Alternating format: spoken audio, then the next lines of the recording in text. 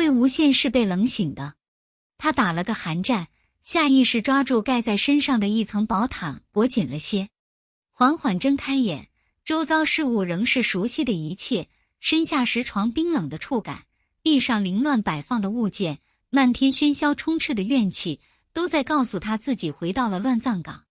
虽说他先前本就是在乱葬岗，可魏无羡却觉得有了这么一遭后，眼下这个乱葬岗却是从未有过的，令他心安。还是那个黑不隆冬的空旷洞穴，只因为床头摆了一只小巧精致的酒瓣莲银铃，阴冷的怨气都被驱散了好些。公子，你醒了，来吃点东西吧。温明小心翼翼地在洞口张望着，见他醒来，似是面色一喜，可死尸是不会有表情的。他脸上僵硬的肌肉动了动，努力想摆出一个欣喜的模样，却是徒劳，倒是惹得魏无羡扑哧笑出声来。这一笑过了头，魏无羡整张脸皱成了个叉烧包，眼角发红，看着他，最后竟是泪花翻涌。不好意思啊，我真不是笑你。魏无羡抬手胡乱在脸上抹了一把，随即又摆出与从前一般无二的笑容。我睡了多久？总不是把金陵的满月酒都给睡过去了吧？温明急忙摇摇头，将手中端着的清粥和2份小菜放在床头。睡了一日而已。公子，你发烧了，现下须得多休息。3日前才来人送的请柬礼物，不着急。魏无羡心想，那还有半个月。随后又想到什么一般，自嘲一笑。魏无羡，你再自己作死，我就给你一针，送你上路。洞外突然响起一阵女声，魏无羡抬头便见着温情端着碗腰进来，又苦又涩的浓重药味顿时飘满整个洞穴。做起事来不吃不喝，有本事就别让我给你收拾烂摊子。这熟悉的语气听得魏无羡一阵牙酸，明明也才不过1个多月没被如此念叨，在听时竟有种恍如隔世的惘然。但相较于此，他还是很不想喝那碗苦不拉几黑了吧唧的玩意儿。卧槽，这什么？发个烧而已，我才不要喝。温情，我怀疑你是在恶意报复我。魏无羡就着毯子滚了几圈，挨着墙将自己缩成一团，全身上下都在表示拒绝。在经历了温情惨无人道的强行灌药后，他总算是将这俩姐弟送了出去。魏无羡看着2人的背影，轻笑一声，黑亮的眸子里透出奇异的光芒。半晌，他像是一刻也不能再等般，一把翻身下床，整了整衣襟后，抓起陈情闪出洞外，一声不吭便独自偷偷溜下了山。他要去见他的师姐，现在立刻马上。不能预见，魏无羡便牵了马带步。幸得早先将温情一只从穷奇道带走时找来的马都被温情在乱葬岗脚下找了个地儿拴着，省得他还要自己想办法。魏无羡寻了只小鬼，确认江燕离在金陵台后，直奔兰陵的方向而去。现下身份敏感，魏无羡不想横生枝节耽误时间，挑的都是些人迹罕至的小路，即是这般也赶在暮色时分踏入兰陵境内。魏无羡没有径直上了金陵台，在城外寻了棵树往上一躺，耐着性子等到黑夜降临，才小心翼翼窜上了屋檐，黑猫一般灵动而悄无声息地落在了江燕离的卧房瓦砾上。屋里传来熟悉的声音：我真的没想到你会邀请阿羡来。子轩，谢谢你。你我之间不必言谢，他也是阿玲的舅舅，于情于理都该参加。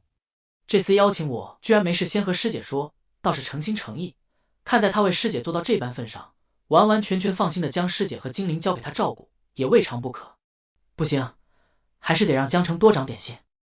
尽管已经有了心理准备，真的听到他的师姐温温柔柔的声音时，魏无羡才真实放下心来，忍不住长叹一声。放松之时，脚下一动，夜空中顿时响起低微的瓦砾碰撞之响。修仙之人耳目非常，魏无羡暗叫不好，飞身想要离开，果不其然被出来探查的金子轩逮了个正着。看清来人的脸，金子轩瞪大了双眼：魏无羡，你怎地这时候来了？不是给你送去请帖了？反应过来后，警惕地四下查看，便一把抓住他往屋里拽。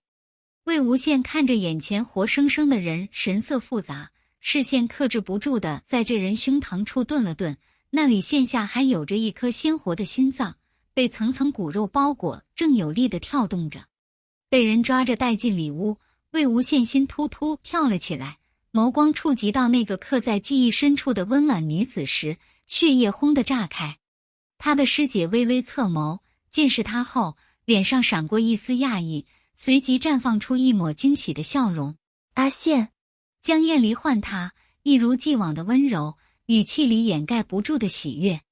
魏无羡再也忍不住，猛地上前扑进他的怀里。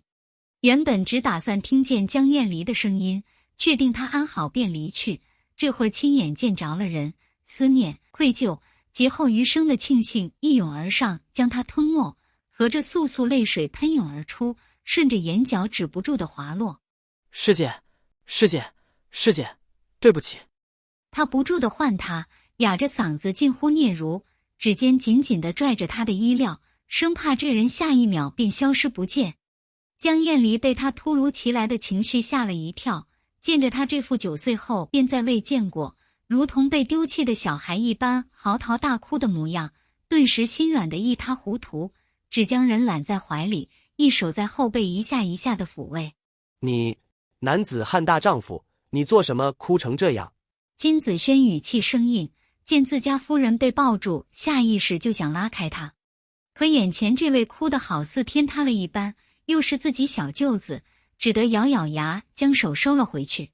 子轩，江厌离嗔怪地看了他一眼，随即抬起袖子，将魏无羡呼了满脸的泪水一点一点擦去，柔声问他：阿羡怎么了？为何要跟师姐道歉？发生什么事了？魏无羡说不出话来。为什么道歉？因为我心神失控，导致温宁错手杀了你丈夫，因为我害你负险被伤，最后还因为救我丢掉性命。可这他怎么开得了口？他缄默不语。江厌离还想再说些什么，屏风后却突然传来一阵婴童的啼哭。金子轩懊恼地拍了一下额角，连忙几步绕至摇床前，将小金灵抱了出来。知是自己将小侄子吵醒，魏无羡不好意思地笑了笑，从江厌离怀里爬起来，摸出个拨浪鼓，学着温婆婆哄阿苑的样子，小心哄着。金灵在他父亲怀里睡得不安稳，朝着江厌离伸出短手求抱，感受到母亲温暖的怀抱后才安静下来。好容易又将人哄睡去，魏无羡总算冷静了些，对上江厌离满是担忧和询问的眸子眼睑微垂，随后重新扬起那般无害纯真的笑容道：没事师姐，我就是想你了。见他不信，他拉起他的手，熟稔地撒起娇来。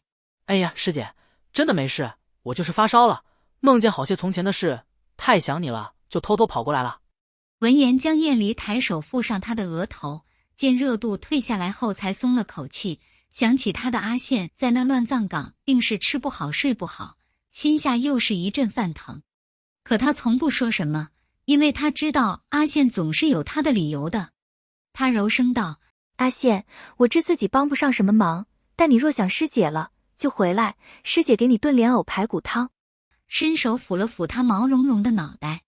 魏无羡顺着他的掌心蹭了蹭，眼看又要红了眼眶，手腕一转，将拨浪鼓扔进金子轩的怀里。这给你了，多学学哄孩子，别老让师姐来。金子轩看着手里的小物件，顿时黑了脸。你别告诉我这是你准备的满月礼。怎么可能？魏无羡狠狠翻了个白眼。我是谁？堂堂夷陵老祖魏无羡，怎会送这般寒碜的礼物？江厌离掩嘴笑道：好啦，你们俩多大了？魏无羡立马将头靠在他的肩上拱了拱。羡3岁了。夜色已深，魏无羡也不能离开乱葬岗太久，线下确认师姐和金子轩都安好，他便也得回去了。魏无羡深吸了口气，看向金子轩，那时未说出口的话，终于当面说与他听。金子轩，从前对不起，是我太冲动，今后师姐和金灵就交给你了，好好照顾，不然叫江城拿紫电抽你。金子轩对他这般服软的话有些不知所措，仍是十分认真的点了点头。江燕离似察觉到他话语里的异样，却被他轻轻的一个拥抱堵住了所有的问题。魏无羡不舍的目光一寸一寸描摹过他的脸颊，随后踏着月色消失在风中。不管如何，速回法阵终归是成了。魏无羡捏紧了拳头，这次一定不会再让那些事发生。